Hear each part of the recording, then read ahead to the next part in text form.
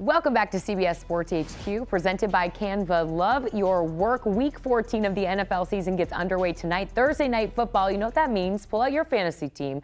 Get set to set your lineups as we get set to go through some of the starts and sits of Week 14 with Jamie Eisenberg and Dave Richard.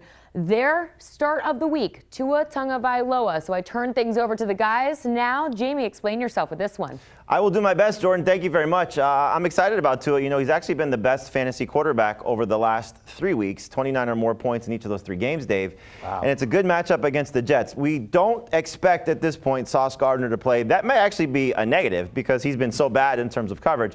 But they are actually good in terms of their fantasy points allowed to opposing quarterbacks, except when you see what's happened to them recently. 2 of the last 3 quarterbacks over 30 fantasy points. Now, a lot of the production from quarterbacks lately has come from guys using their legs.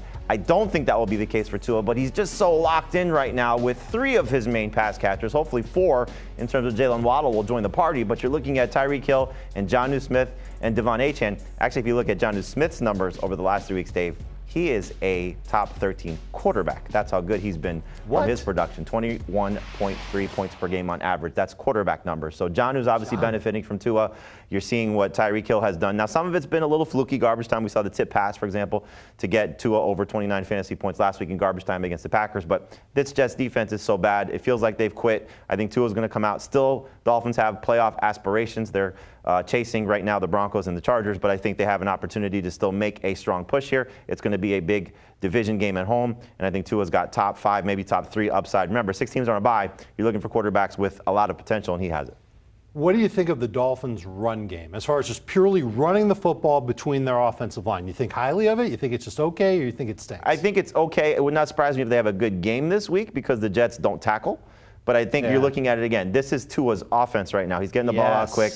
The run game has really been an extension of the short passing game. The short passing has been an extension of the run game. Yes.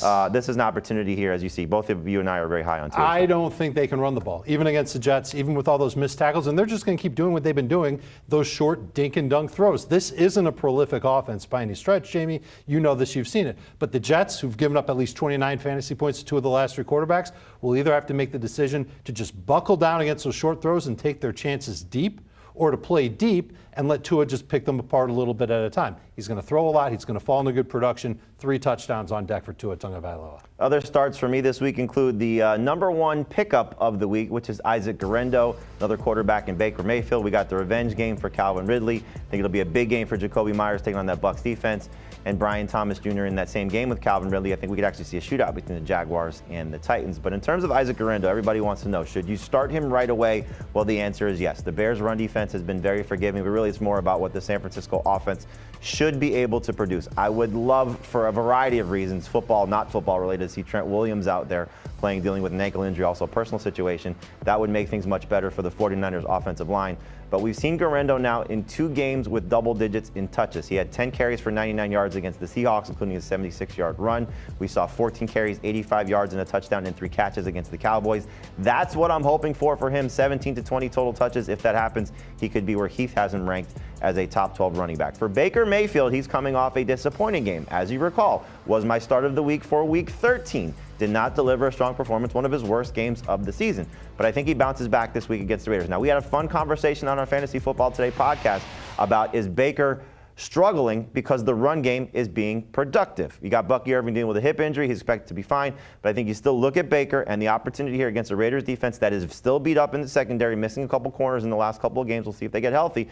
But I think Mike Evans is going to get his numbers. It's the second guy. Can he find a touchdown to Cade Otton or maybe one of the other receivers? Maybe throws a touchdown to one of the running backs. I still think you value Baker Mayfield based on his body of work, not what happened last week, not what's happened the last 2 games with the run game really taking over. Baker's got a chance here to still be a top 5 fantasy quarterback. All right, Dave, let's take a look at your starts. We differ on Brock Purdy. He's one of the guys that you like for this week. Tyrone Tracy, Isaiah Pacheco, Jerry Jeudy, and Juwan Johnson. Also, start with Purdy. Why do you like him taking on the Bears this week? I almost feel like we forgot just how good he was. Before his injury, he had 3 straight games with 20 or more fantasy points, 3 games with at least 27 fantasy points. In the 4 games between week 6 through 10, he was rolling. And his offensive line is a factor. You brought up Trent Williams, and if he doesn't have him, yeah, that's a problem. But Chicago's defense has just 7 sacks in its past 4 games. They've had Montez Sweat for all 4 of those games. They've been struggling. I don't think the change of coaching is going to make that big of a difference. And we talk about Isaac Guerrero as if he's going to be locked in, sure thing, no doubt, superstar fantasy running back. And you and I don't have him as a top 12 running back. Heath does. That's a little aggressive. I think Brock Purdy is going to carry this offense. And I think he's a good low-end starter this week. Not a top 5 guy by any stretch. I would much rather start Tua. I'd much rather start Baker Mayfield, but I think he can get back to that 20-point range, which is where we saw him before the injury. My only concern with Brock Purdy is, well, not my only concern, I have a few concerns. My concern about it is he healthy? Because he's playing, I think, for his team, not necessarily to. I just don't think he's 100%. I think he's gutting it out and being a good teammate. And so we saw it last week. It was in the snow, hard to judge based on what that was there. But you go back to the Arizona game. You say he's gotten his numbers. He got a rushing touchdown against the Cardinals. He threw for under 200 yards in that game and 1 touchdown. We haven't seen the multiple touchdown games from him recently. And I just wonder, shoulder injury, tough Bears defense, that's still very minimal production. Number 2 in terms of fewest fantasy points allowed to opposing quarterbacks. But that's on the year. The past few weeks, it's totally on the year. But again, it's still a credit to them. There's only been 3 quarterbacks to get multiple touchdowns against them throwing.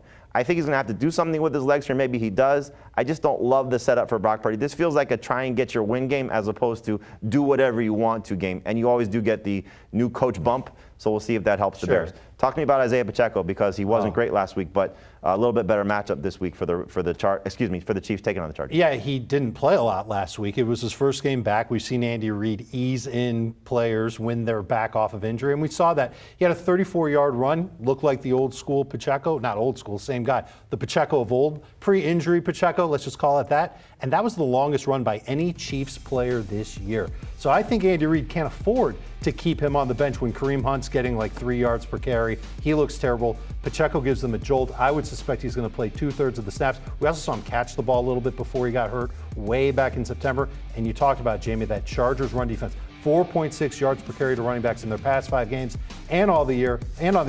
4 running backs have 100 or more total yards in their past 7 games. I think we can see Pacheco pick up a couple of catches, total 100 yards, hopefully find the end zone.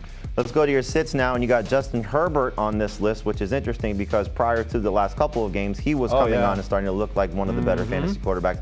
James Conner, Garrett Wilson, a lot of big names on this sit list, Dave, and a couple of Falcons and Darnell Mooney and Kyle Pitts. But why are you sitting Justin Herbert? And let's assume Ladd McConkey is playing, because that's clearly a big part of this. Yeah, and if McConkey isn't playing, then he falls even further down my quarterback rankings. The matchup's great. We've seen Kansas City do well or do poorly against quarterbacks as recently as last week. But he's struggled, and his offensive line hasn't been as good as we thought it would be. And his run game is a mess right now. And the receiving core that the Chargers really didn't do a lot to address other than add McConkey in the draft is kind of letting him down outside of McConkey. And McConkey, speaking of players who aren't at 100%, Jamie, he's not at 100% for this game. And so I just wonder if this is going to be a low-scoring game between these two teams. Could Kansas City just kind of play at a slow pace and force the Chargers to really be limited in their playing time? I don't think the Chargers want to have Justin Herbert throw a lot. I don't think they want him to run a lot either. I think this defense is better than what they've been showing. I am nervous that Justin Herbert's going to get back over that 20-point range. All right, you say better than they've been showing. 2 Raiders quarterbacks, Bryce Young, Bo Nix, and Josh Allen, who's obviously on a different level. All of those guys, 18.5 fantasy points or more. I think if he gets 18 to 20 points, he's going to be maybe a top 10 quarterback, just given 6 teams on a bye. Wow.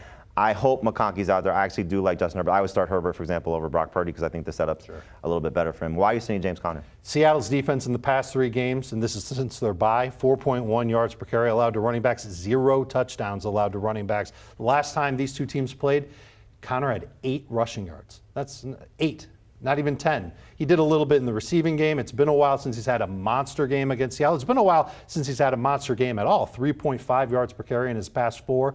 I'm nervous about him and that offensive line for Arizona not being able to help him get big numbers for fantasy managers. He's at best a low-end number 2 running back. Yeah, and you see it, the 6 teams on a bye, so 21 is probably more like 31 on a normal week for us, just based on who's missing with the 6 teams that are not playing this week. All right, sits for me, a couple of guys that are in the same game, Kyler Murray and DK Metcalf. I am sitting Brock Purdy. I am sitting Deebo Samuel as well. Chuba Hubbard, I was very disappointed with his lack of work in the passing game last week with no targets.